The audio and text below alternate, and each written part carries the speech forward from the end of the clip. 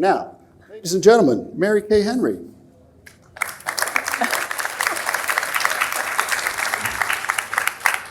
She is, of course, the president of the 2.1 million member Service Employees International Union since 2010, and she was the first woman elected to that position to lead SEIU. We're very pleased to have you here and talk to you. Glad to be here. I have this whole long thing, but I want to rather get Not I'd rather necessary. get to the conversation. Industrial policy is a phrase that the average person wouldn't necessarily associate it with the kind of workers you represent. Right. But that's not an accurate perception, is it? You want to talk about that? Well, think of the 100 million people in this nation that do service and care work. And imagine, with all the incredible investments we've heard about this morning in clean energy and the new workers that are going to be entering the economy, their needs for childcare and elder care in order to productively do the transition to clean energy. And that's why our union was jubilant about the passage of the Inflation Reduction Act and heartbroken and enraged about the exclusion of the Black and brown women in this nation that do care work, either for our elders or for children. And we are going to keep organizing and mobilizing together with a lot of great people in this room to insist that the nation return to this unfinished business and to right a historic wrong of writing these jobs out of the economy by placing them at the center of the economy, because if we did, we'd be rocking on the global stage. To give you a concrete example, how many people in this room have elder care concerns or child care concerns that you are balancing in your daily lives? And we don't have a national policy that deals with the entire population of our nation in the way that many countries around the world do. And those jobs in other countries around the world are actually valued and part of the economic life. And that's what we think is possible here. And a woman like Tomasky Wilson, who's done this job for 30 years in Richmond, Virginia, and is paid $11 an hour, has no sick leave, has no health care, could finally get on a path to a living wage job with benefits that she wouldn't have to rob Peter to pay Paul during the pandemic. In order to make ends work. These workers were thrown to the wolves in the first 6 months of the pandemic during stay-at-home, because many elders were freaked out about care workers continuing to come in and out of their house. And when we won unemployment benefits for essential workers, we had to fight state by state for home care workers to be covered, because they've been written out of the law.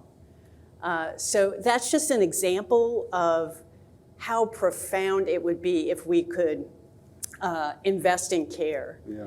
And then we're equally excited about industrial policy in the service sector. Yeah, I wanted to ask about that because everybody knows about your care workers, but you Right. have many, many workers in the service sector. Yeah. There are workers that do contracted out work in our nation's airports that used to be good middle-class jobs that was done primarily by a white workforce, and today primarily by a Black immigrant workforce, depending on which airport you're in the country. Many of you know this. There are fast food workers, again, 80% people of color, 70% women. No longer, never actually, but there's a myth of the high school student earning pocket change in these jobs. And we really think it would be incredible to set a national table where fast food workers, their advocates, the franchise owners, and the franchisees, together with government, think about how to transform 4 million jobs that are very difficult for us to build workers' power in because the rules are broken. And that's why the Roosevelt work on rewriting the rules has been so catalytic in us thinking about proposing a law in California that Governor Brown just signed on Labor Day that sets a sectoral table at the state level, that we have 500,000 workers that could have I talked to the workers the day we won about they will have 4 representatives. They were going to elect 2, one north, one south, and then have 2 worker advocates, 4 franchise owners. They wanted to say on which owners got the seat at the table, but that was going to be decided a different way. And then 2 people from government.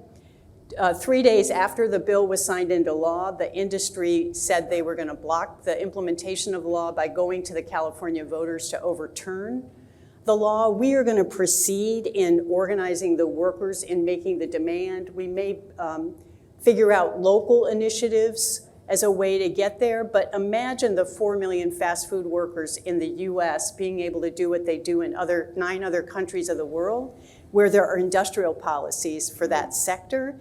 And Denmark workers earn $22 an hour, have the social safety net that is of our dreams, and the price of the hamburger is 25 cents more. Yeah.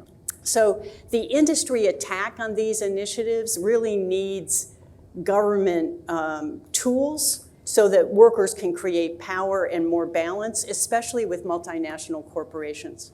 And just in the remaining minute before you leave us and our other panelists come up, give a true assessment of your optimism or pessimism about the next 5 years for your organizing efforts. I'm incredibly optimistic of the game-changing things we're going to do at the state level and the local level. We have 14,000 home care workers working with Governor Sisolak. We're going to set a sectoral table with agency home care in that state. We're going to do the same in Colorado and Rhode Island, adding to the 15 states where we represent 800,000 home care workers. Yeah. But our home care workers have said this to me.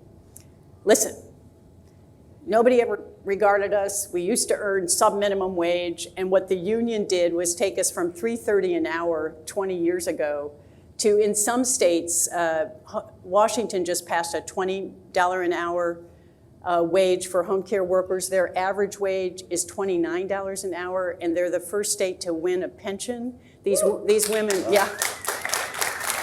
You know, these women are also not part of Social Security because they were written out of that as well. And so there's an indomitable spirit where we're going to make the impossible possible, but we talk about a federal change on the scale that Biden imagined of $400 billion as something we will fight for in every Congress, but probably need to think about on a 10-year arc to get back to the level of pressure and power that's required for the level of investment that these jobs deserve.